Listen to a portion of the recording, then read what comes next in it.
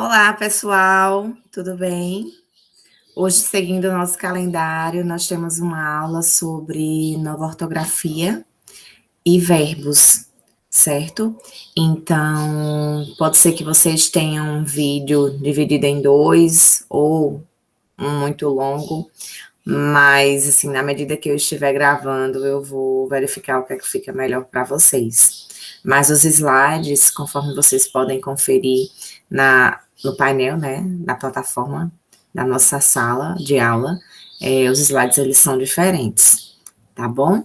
Então, iniciando esse material para vocês, falando um pouquinho sobre a nova ortografia, nós podemos verificar que para que a gente encontre a nossa língua diante de algumas regras que existem hoje em dia, nós tivemos alguns acordos ortográficos. Isso mesmo, os acordos ortográficos. Inicialmente, eu posso dizer para vocês que a ortografia da língua portuguesa, ela é determinada por normas legais. Então, no início do século XX, Portugal estabeleceu pela primeira vez um modelo ortográfico de referência para as publicações oficiais e para o ensino. No entanto, as normas desse primeiro formulário ortográfico, elas não foram adotadas pelo Brasil. Desde então, a ortografia da língua portuguesa foi alvo de um longo, mas um longo mesmo, longo processo de discussão e negociação, com o objetivo de instituir, através de um único tratado internacional, normas comuns que rejam a ortografia oficial de todos os países de língua portuguesa.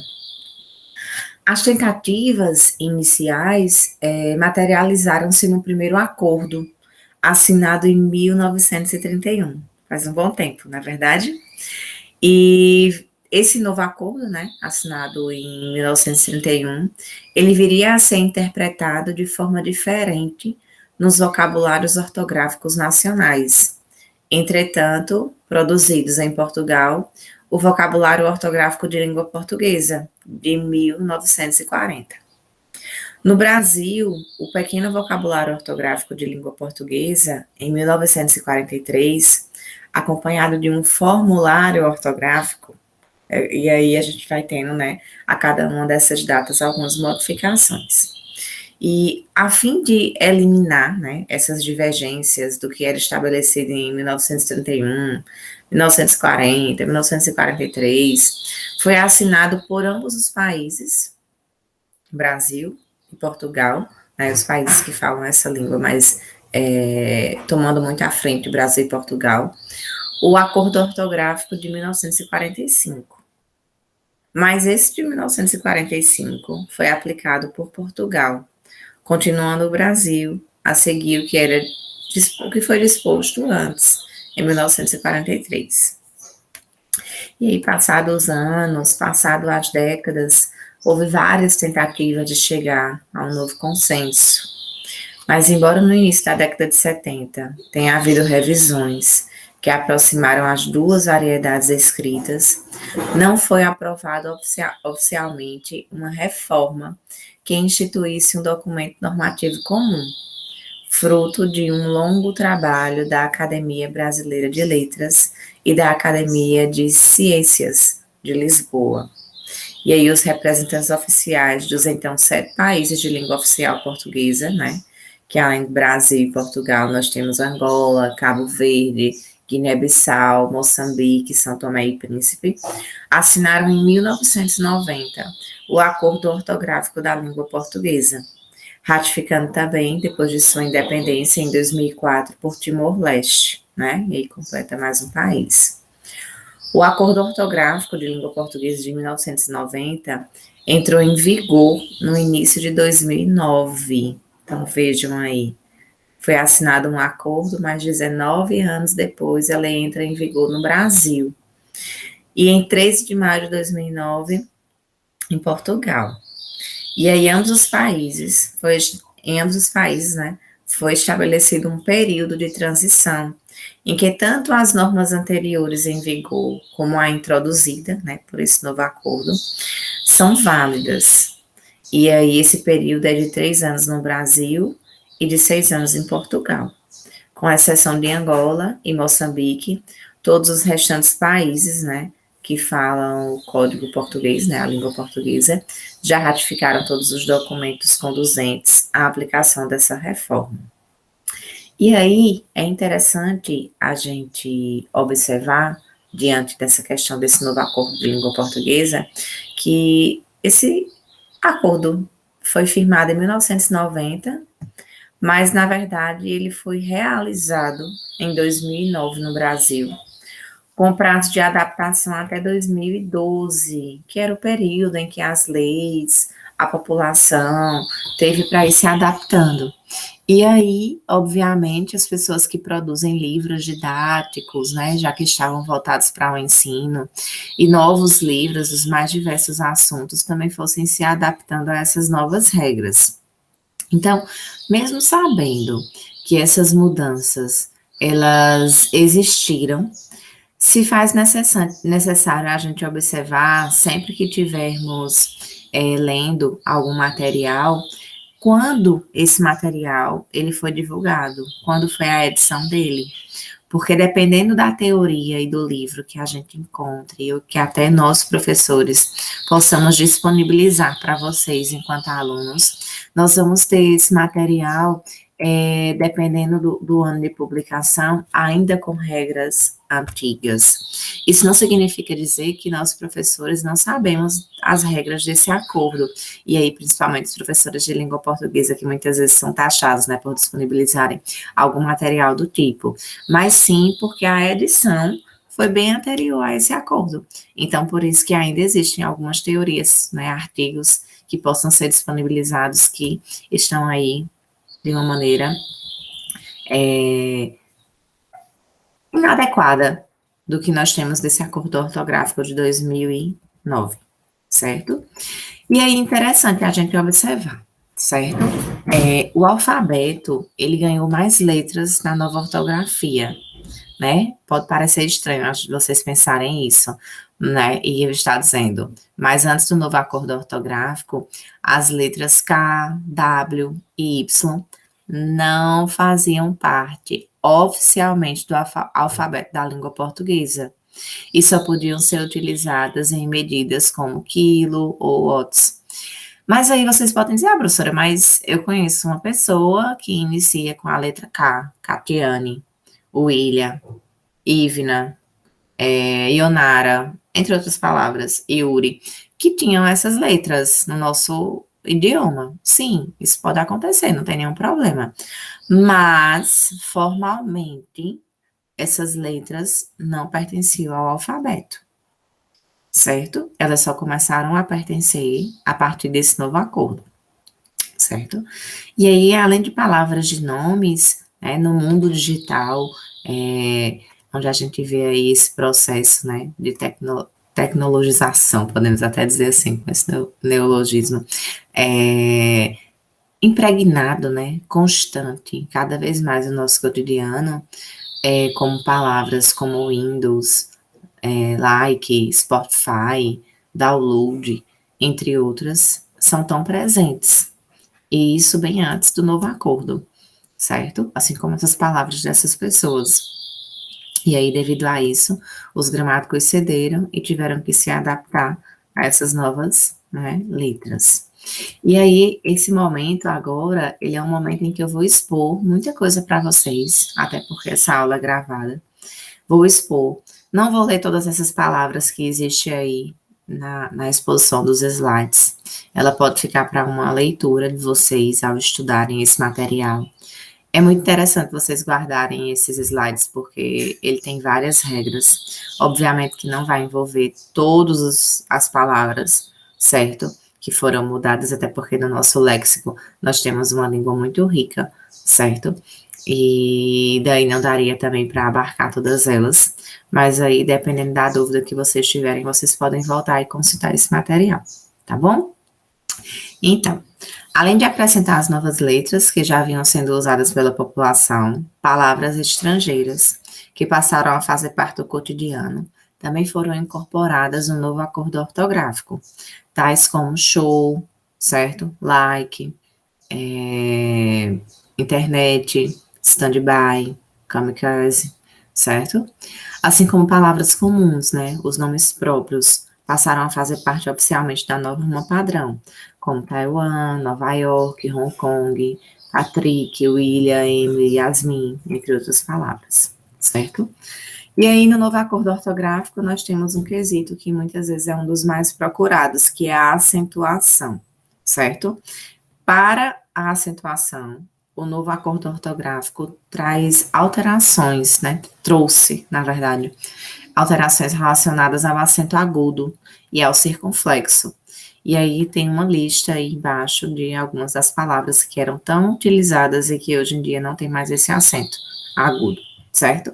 Inicialmente eu começo a expor a vocês sobre os ditongos paroxítonos, né? O que são os ditongos?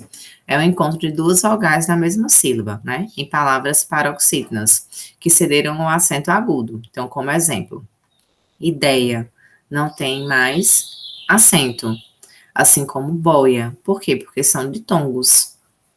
É onde nós vamos ter o encontro de duas vogais na mesma sílaba, certo? No caso, o E e o I na palavra ideia, e de boia, o O e o I, certo? Então, são palavras que não têm mais acento.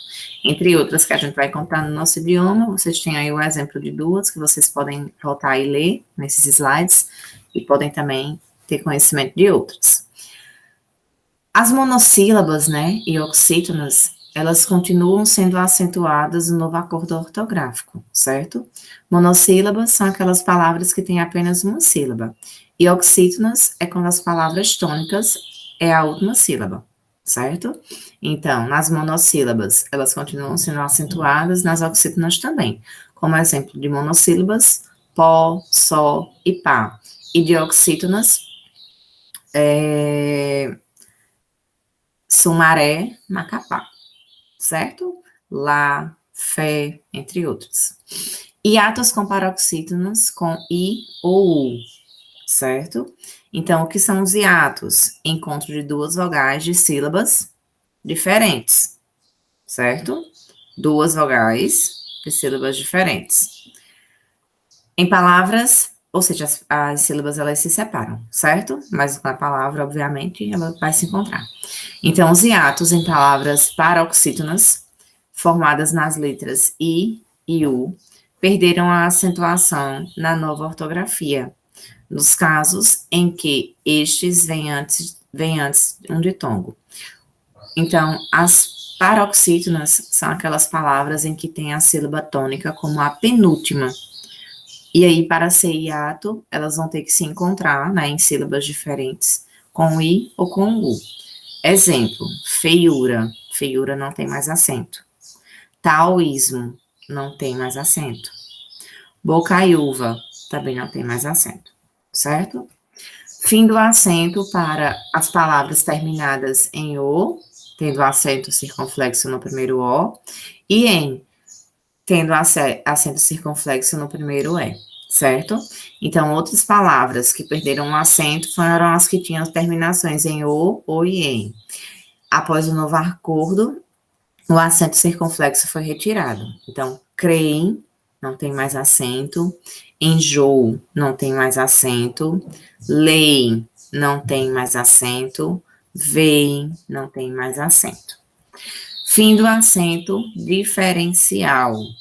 Antes do novo acordo ortográfico, algumas palavras possuíam o que é conhecido como acento diferencial. O acento diferencial ele era utilizado para discernir palavras que possuíam a mesma pronúncia, mas que tinham significados distintos. E aí a gente tem várias palavras, certo? Hoje em dia, se você encontrar essas palavras isoladamente, você não sabe de fato o sentido delas, você precisa colocá-las ou encontrá-la o contexto, certo?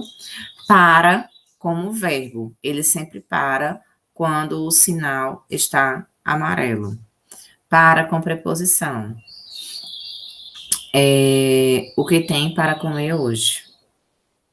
E aí, após o acordo ortográfico, não existe mais esse acento na palavra para, nem como verbo, certo? Como preposição não existia, né? Então, continua não existindo.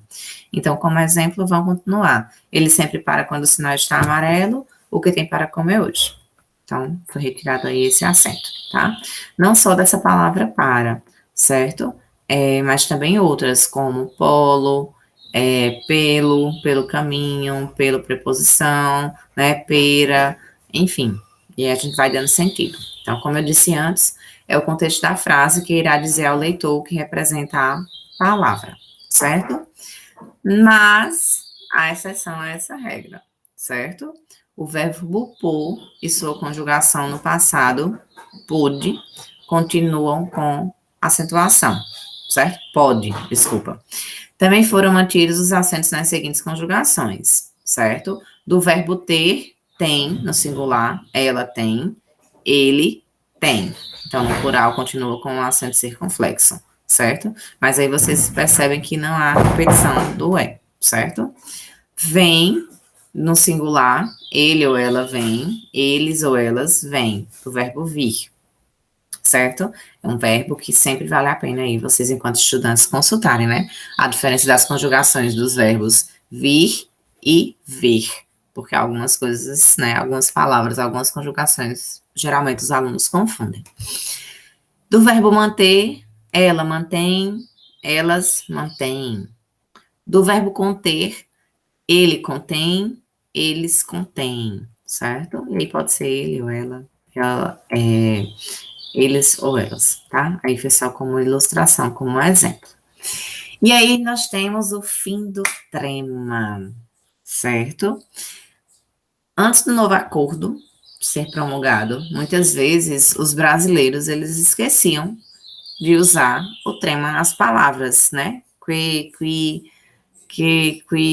enfim, alguém antigo, né? Antiguidade, né? Da palavra antigo, antiguidade. E aí, muitas vezes, esse trema, ele era esquecido. Esse sinal gráfico, né? Dos dois pontinhos em cima do, que é o trema, que era formado por esses dois pontos, ele acabou entrando em desuso. E por isso ele foi retirado da língua portuguesa, permanecendo apenas em uma única exceção, que eu vou te mostrar agora, certo? Então, confira algumas palavras que passam a ser escritas sem o trema no novo acordo ortográfico. Pinguim, 50, linguiça, frequente, Anhanguera, né? Antiguidade, entre outros. Qual é a exceção, certo? Há apenas uma única exceção para o uso do trema na nova ortografia. Ele ainda deve ser grifado em nomes próprios estrangeiros, certo? Um exemplo disso é o sobrenome Bitney, né? A da modelo Gisele Bitney. Ele continua com trema, pois tem origem alemã. Já o nome próprio, Anhanguera, perde o trema, pois tem origem local. No cotidiano, a gente não precisa se preocupar mais com o trema, já que dificilmente se depararemos, né, com um nome próprio de origem estrangeira que tenha um sinal. E para todas as palavras em português, ele não existe mais, certo? E aí existem algumas palavras, ainda dentro do novo acordo, que representa aí a questão da dupla grafia, certo? Quando você se depara com a palavra antônimo, dá uma sensação que ela foi escrita de forma incorreta e que o certo seria antônimo, com acento circunflexo. Se você morasse em Portugal, teria uma visão totalmente oposta do que apresentamos, né? Porque por lá é mais comum se utilizar o acento agudo, né, em antônimo, assim como também em outras palavras.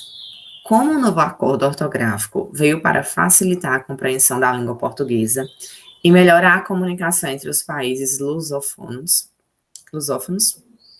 algumas palavras passaram a ter uma dupla grafia, certo? Isso quer dizer que você pode escrever a mesma coisa de forma diferente em algumas situações. Você pode escrever antônimo com acento agudo ou circunflexo. Gênero com acento agudo ou circunflexo.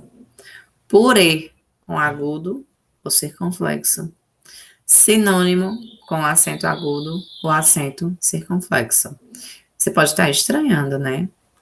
Essa informação, porque isso é completamente igual, certo? Não é Thaline, a professora, que está dizendo isso.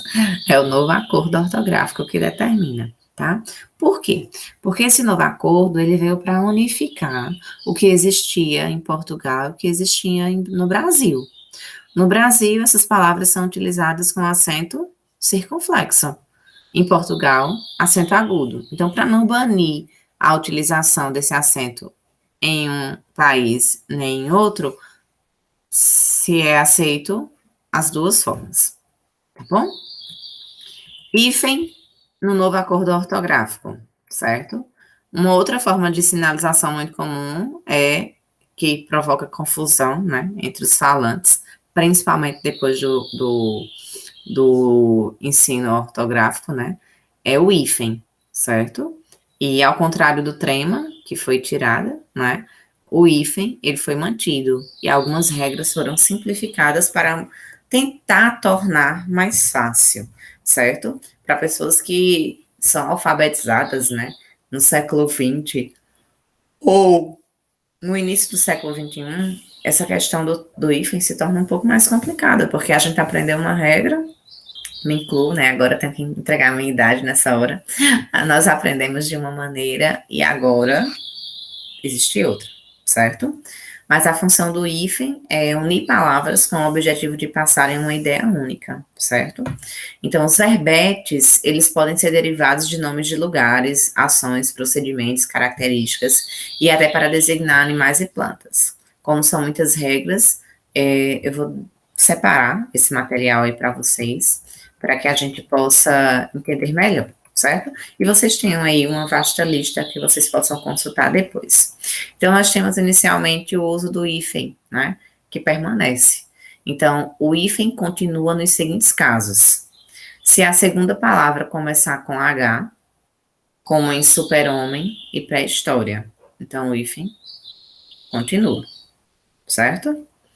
Se o prefixo ex, né, depois do prefixo ex, como ex-jogador, ex-namorado, ex-prefeito, certo? Ex-vereador, etc. Após o prefixo vice, certo? Não é esse vice que a gente usa aqui no Nordeste, não, como sentido de que as pessoas confirmem que estão escutando, estão assistindo. Vice, bem regional, não é? Não é esse vice. É o vice de uma pessoa que, por exemplo, é eleita junto com o presidente, junto com o prefeito. Então, em vice-presidente, vice-prefeito, então continua esse prefixo. Quando houver o prefixo além, como em além-mar, certo? É um pouco mais difícil da utilização para muitas pessoas, mas existe esse hífen. Se tiver o prefixo bem, como em bem-vindo ou bem-humorado. Então, continua, né? O bem-vindo, tão escrito nos grupos de WhatsApp, principalmente quando alguém é adicionado, ele deve ser usado aí com hífen. Após o prefixo recém, recém-nascido, recém-casado, tem hífen. Depois do prefixo pós, né? Pós-graduação, tem hífen. Se houver o prefixo pré, como pré-escola, pré-candidatura, tem hífen. Quando tiver o prefixo sem, como em sem teto, certo? Tem também o hífen. Quando nós temos o hífen, né, em mesma vogal, se separa, certo? Então, o hífen passa a ser utilizado quando as letras do prefixo terminam com a mesma vogal, que é a da próxima palavra. Então, micro-ondas. Antes era junto, agora é separado. Micro-organismo. Antes era junto, agora separado. Certo? Mesma consoante, separa também. Mesma vogal, mesma consoante, separa. Assim como no caso anterior, né, das vogais, se o prefixo terminar com a mesma consoante, que é a segunda, deve-se usar hífen. Então, super romântico, tem hífen.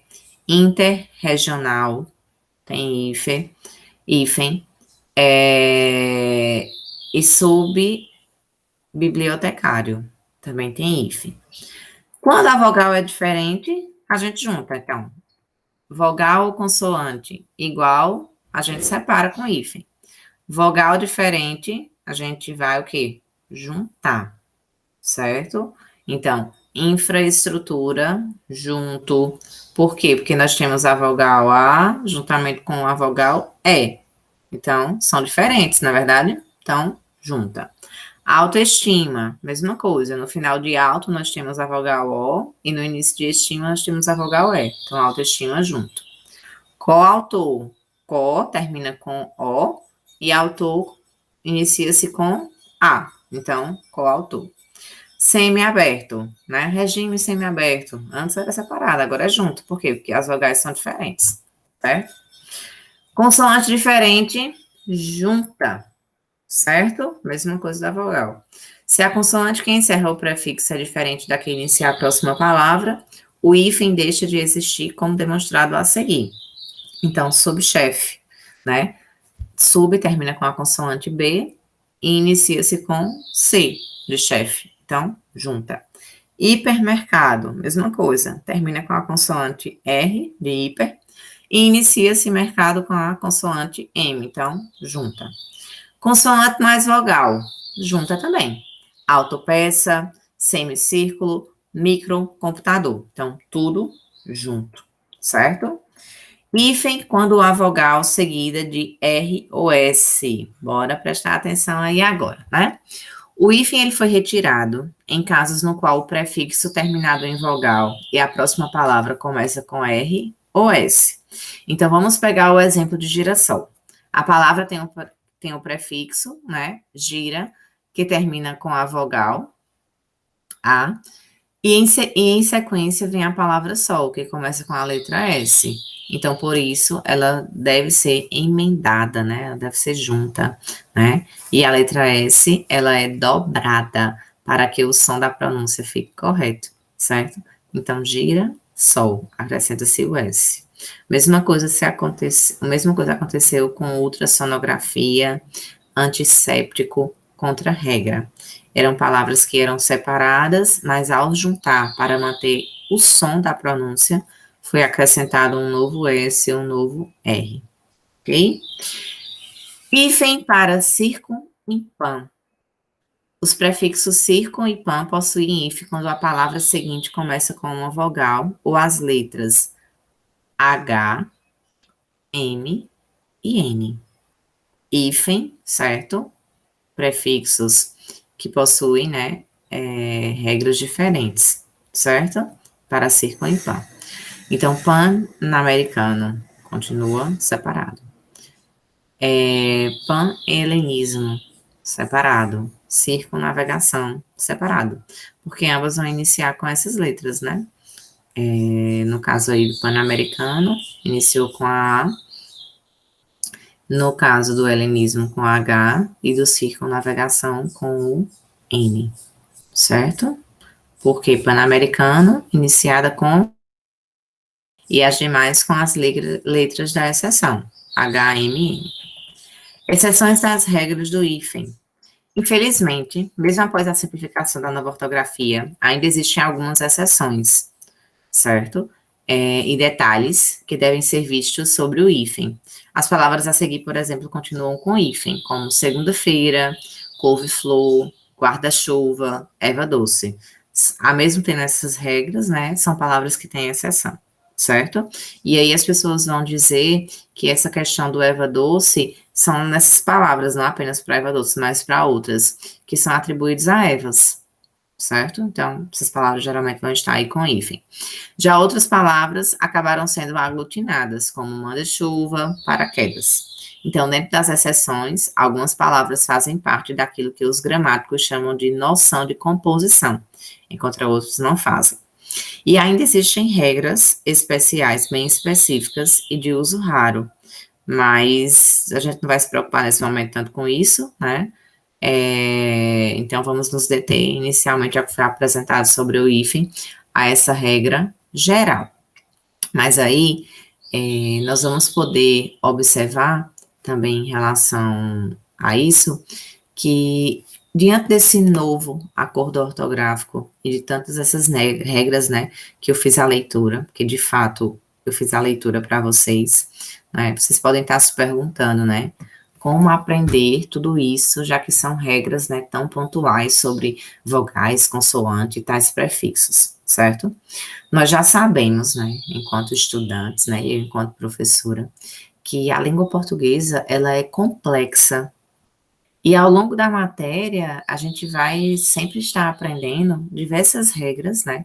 No caso da de hoje, de algumas que foram alteradas, e outras, no caso do trema, que até deixaram de existir, certo?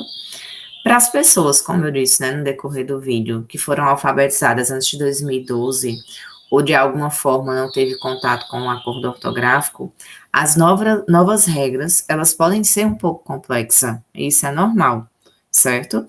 Então, eu recomendo que você leia novamente esses slides, palavras que vocês tenham dúvida, ou que vocês tenham vocês possam ter lembrado no decorrer do vídeo, vocês consultem, certo? Tem o site da UOL, que ele é muito interessante, ele dá essas regras bem detalhadas.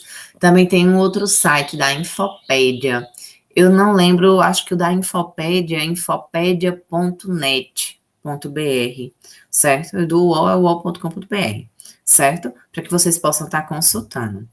Uma outra dica que eu posso dar para vocês é o de ler jornais, revistas e livros, porque eles seguem o novo padrão, certo? E aí a gente tem que se atentar a quando esse livro ou esse jornal foi publicado.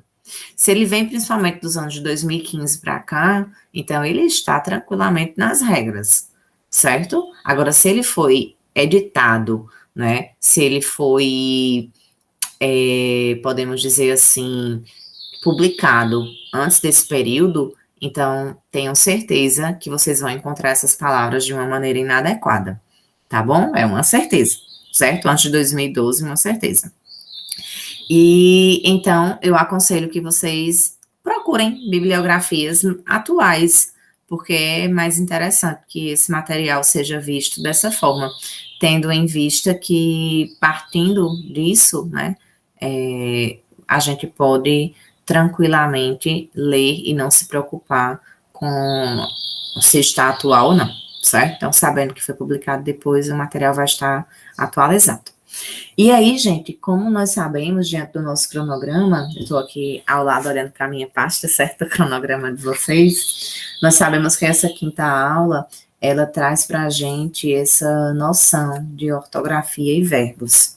De nova ortografia já foi passada, então eu vou passar algumas coisas sobre verbos para vocês, e aí eu escolhi um conteúdo sobre verbos, que é um conteúdo super atual, diante do que vocês estão, vocês veem, né, no dia a dia de vocês, em relação a um conteúdo verbal, certo? Eu costumo dizer que é um dos conteúdos que os brasileiros costumam mais errar, que é o conteúdo da regência, né? E aí eu pergunto a vocês, o que são regências? Né? Mas vou deixar vocês pensando no decorrer desse vídeo, o que são regências. E inicialmente eu vou retomar uma parte de um conteúdo que é bem importante para que a gente possa entender as regências, certo? Começo inicialmente com uma outra pergunta, mas essa pergunta eu vou responder agora, né? O que são preposições, certo? Então, relembrando, as preposições, elas são palavras usadas para marcar as relações gramaticais, que substantivos, adjetivos, verbos e advérbios, eles desempenham um discurso.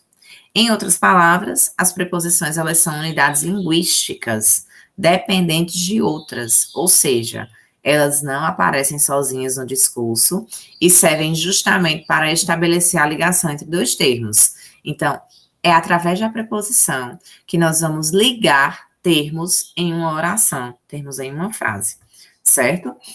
E aí, relembrando, vocês estudaram isso lá no ensino fundamental, né? Existe a classe das preposições, que ela é dividida entre preposições essenciais e as acidentais.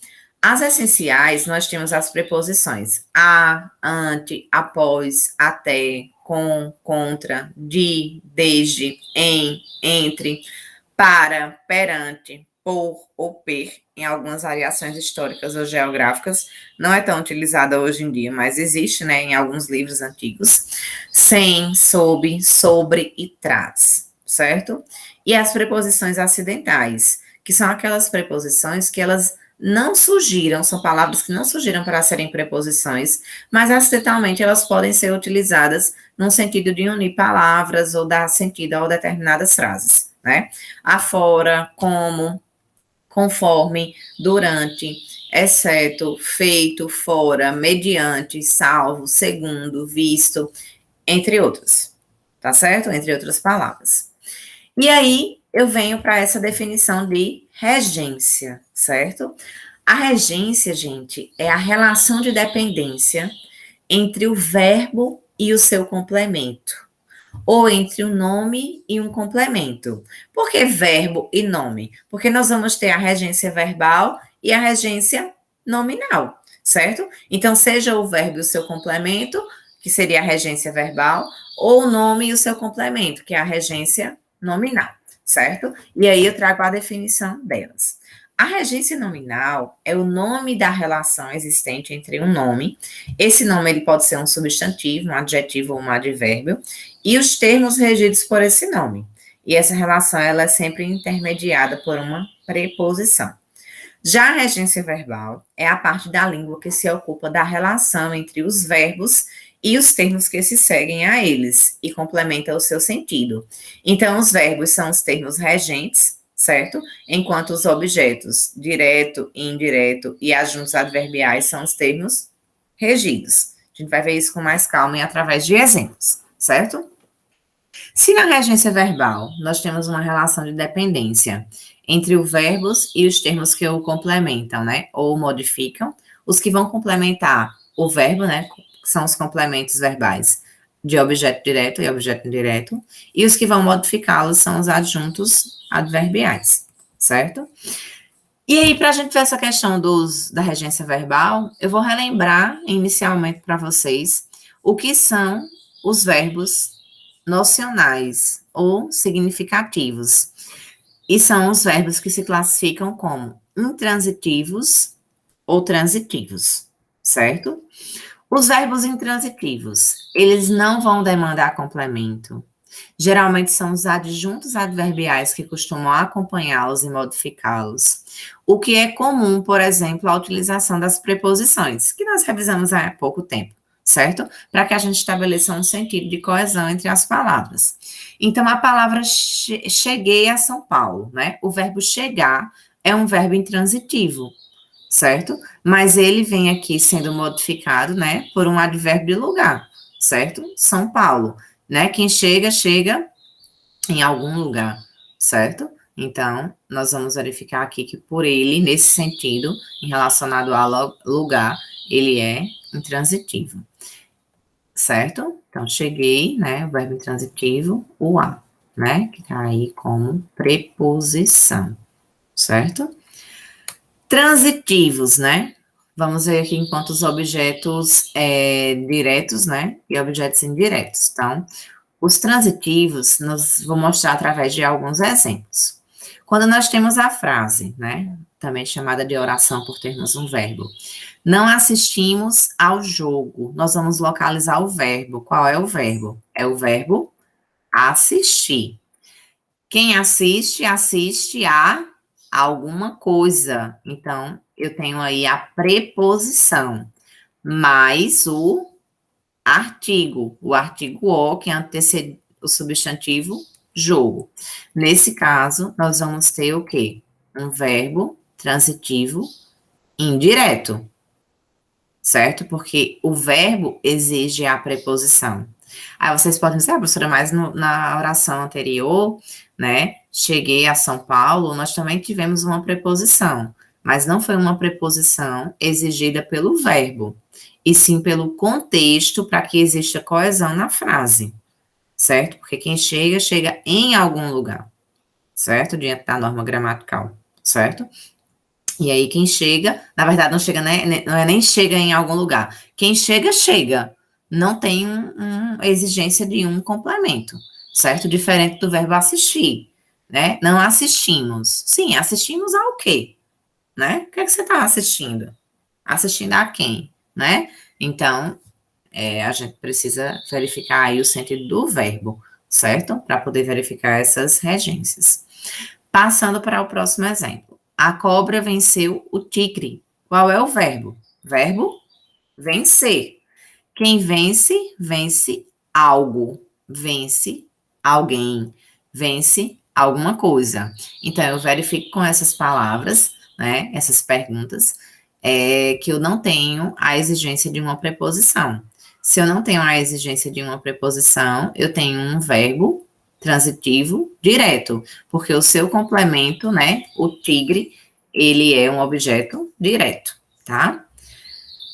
Em seguida, custou-lhe muito aceitar o dinheiro. Qual é o verbo? Custou, né? O verbo custar, né? Que é um verbo transitivo indireto. Custou a ele alguma coisa, certo? Esse lhe, ele é o lhe, o ele ou ela, é um objeto indireto. Então, custou-lhe muito aceitar alguma coisa. Aí eu tenho um verbo transitivo indireto, portanto, o restante da frase, né? Esse lhe, ele é o objeto indireto, ok? E aí eu trago uma exceção para vocês, certo? Sempre que vocês encontrarem aglutinados a esses verbos, né? Utilizando aí o hífen, mas aí o hífen agora para separar, né? O verbo do objeto, objeto, o verbo do pronome pessoal oblíquo, né? O a, o lis ou os demais. Sempre que vocês encontrarem o, os, a, as, junto aos verbos, esses verbos serão transitivos diretos. E sempre que vocês encontrarem o li ou o lis, os verbos serão transitivos indiretos, como no caso aqui do verbo custar, certo? E os demais pronomes pessoais oblíquos, né? Como no caso de nos, né? Se, o que é que eles são, né? De, eles podem ser tanto direto como indireto, tá? Esse macete aí se dá apenas ao o, a, os, as, o li, lis, ok? E aí, vou deixar esses exercícios, certo? Dessas sentenças para vocês fazerem. Eu só passo o gabarito dele daqui a alguns dias em relação a essa aula, para vocês tentarem essa questão de testarem essa questão desses pronomes, certo? Aglutinados aos verbos. Porque agora, né, a nossa aula ela vai ser direcionada às regências de alguns verbos, certo? E aí, na questão da regência verbal, eu começo com o verbo assistir. O verbo assistir, ele pode ser transitivo direto, indireto, certo? Até intransitivo. Então, no caso do verbo assistir, quando significa presenciar, ser espectador, ver, certo? Demanda o objeto indireto com a preposição a. Então, vai começar, né? Eu não aguento mais essa tragédia. Todo início de ano é a mesma coisa. Como as pessoas conseguem assistir a isso? Tá falando das enchentes? Tô falando do Big Brother, certo? Então, uma pessoa aí que não gosta do Big Brother, né? Tem aquelas que amam, tem aquelas que não gostam, certo? E a gente respeita aí o direito de todos. Nesse caso aqui, quando ele fala como as pessoas conseguem assistir a isso, esse a é uma preposição, certo? Porque nós temos aqui um verbo no sentido de presenciar, ser espectador, ver, né? Ver filme, ver algum programa, presenciar algo. Então, o verbo, ele é um verbo transitivo indireto, tá bom? Quando o verbo assistir significa prestar auxílio, ajudar, né? Ele vai ter um sentido de transitivo direto. Então, o médico assiste o doente, o médico presta auxílio, né? Ao doente, né? Mas aí, no caso, quando a gente coloca o verbo assistir, o médico assiste o doente, assiste alguém. Então, o doente não tem aí preposição, certo? E aí eu coloco as frases em destaque. Em seguida, nós temos quando significa caber direito ou razão. Ele pede objeto indireto, certo? Com preposição a. Este é um direito que assiste a alguém. Veja que existe a exigência da preposição pelo verbo, ao dono da casa, certo? Então, eu tenho aí a junção da preposição a, mais do artigo o, dono de casa, tá bom? Se tivéssemos aí, assiste a dona de casa, nós teríamos uma crase, certo? Porque a crase é a junção da preposição mais o artigo a, certo? Se fosse dona, tá? Mas aí no exemplo que está exposto tem dono, então por isso o. E o último trecho, né, para o verbo assistir, quando significa morar, é regido pela preposição em, pois o verbo é considerado intransitivo, né? E essa preposição em, ela vai dar aí uma ideia, né, juntamente com advérbio de lugar, adjuntado de determinado lugar. Então, assistiu durante muito tempo em Ouro Preto, né? Assistiu em Ouro Preto. Morou em algum lugar, em Ouro Preto. Então, assistir aí no sentido de morar é intransitivo. Não sei se vocês sabiam, mas esses são os 4 sentidos do verbo assistir, tá? Em seguida, eu tenho o verbo atender. Opa, desculpa. Eu tenho o verbo atender, certo? Quando significa deferir, demanda objeto direto. Então, exemplo. O secretário de Educação atendeu o seu pedido. O secretário de Educação deferiu algo, alguma coisa, né? No caso aí, o seu pedido. Então, atender no sentido de deferir é um verbo transitivo direto, portanto, o seu pedido é um objeto direto. Nos demais sentidos, geralmente demanda objeto indireto com preposição a, com pessoas. É diferente o uso do objeto. Com pessoas é indiferente o uso do objeto. Então, exemplo, atendeu prontamente ao telefone. Atendeu algo, né? Atendeu a algo. É o que se demanda aí desse verbo. Então, atendeu a algo, nesse caso, ao telefone, certo? Atendia aos convidados com muita cordialidade. Atendia a alguém. Certo? Então, aos convidados. Nós temos aí a preposição a. Certo? Continuando. Ainda temos mais um tempinho em relação a esse vídeo. Verbos informar, avisar, comunicar, notificar e certificar. São verbos que podem ser tanto transitivos diretos como indiretos, certo? Nós devemos tomar cuidado para não usar os dois objetos na mesma espécie, pois um deles deverá ser regido por preposição. Então, informei a algo, né? Informei a alguém sobre algo, né? Informei aos jornais tudo o que eu sabia. Informei os jornais de tudo que eu sabia. Então, eu não posso, né, utilizar aí os dois objetos na mesma oração. Então, sempre vou ter que escolher, né, se eu quero que um seja indireto ou direto. Por isso que aí a definição, né, do aos para o de. E avisei a classe que haveria prova, né? Avisei a eles, né, da classe. Então, tem a crase, né? Avisei a algo, a alguém. E avisei a classe de que hoje haveria prova, da mesma maneira, certo? E aí, como vocês podem notar, nesses slides, vocês vão ter outros exemplos, tá? Que eu não vou ler aqui para vocês, mas vou deixar para que vocês possam ter conhecimento, tá bom? Verbos obedecer e desobedecer.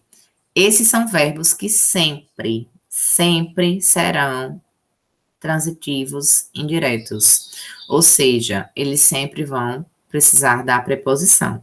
Então, obedeço a algo, a alguém, a alguma coisa. Obedeço ao regulamento do condomínio. Fui multado por desobedecer ao regulamento do condomínio. Obedeço à minha mãe. Obedeço às regras, certo? Então, tudo isso aí, esses verbos, eles vão precisar de crase, ok? E aí, eu deixo esses outros exemplos para que vocês possam se basear em relação ao próximo, a essas outras regras, que eu não fiz a exposição aqui nessa aula para vocês. Peço que, se vocês tiverem dúvidas, eu vou deixar um fórum de perguntas. Caso vocês tenham dúvidas, vocês podem perguntar e eu estarei respondendo no decorrer da semana. É interessante observar que nesse fórum, tanto eu posso responder como a própria sala. Então, nesse fórum, eu peço a interação, eu peço a participação de todos, certo? Porque é uma das maneiras que eu tenho também de estar observando, né, e avaliando vocês à distância, através das interações na aula, com leituras, com perguntas, com exposições de conhecimento, como também por essas perguntas que eu estou colocando hoje, vou colocar em outros momentos, tá bom? E aí, se vocês tiverem dúvidas, perguntem, por favor, tá? E leiam o restante desses slides, porque é um conhecimento super válido para vocês, para a fala de vocês falarem adequadamente, para a escrita, para quem se preocupa e se prepara para um Enem, que é cobrado na redação, para responder as respostas com as regências adequadas, né? Aqui mesmo nas outras disciplinas do Enem, tá bom? Do IF, desculpa. E, enfim, dúvidas a gente se encontra na próxima semana e vocês podem perguntar, tá? Um abraço, minha gente, e até a próxima aula, tá bom? Fiquem com Deus.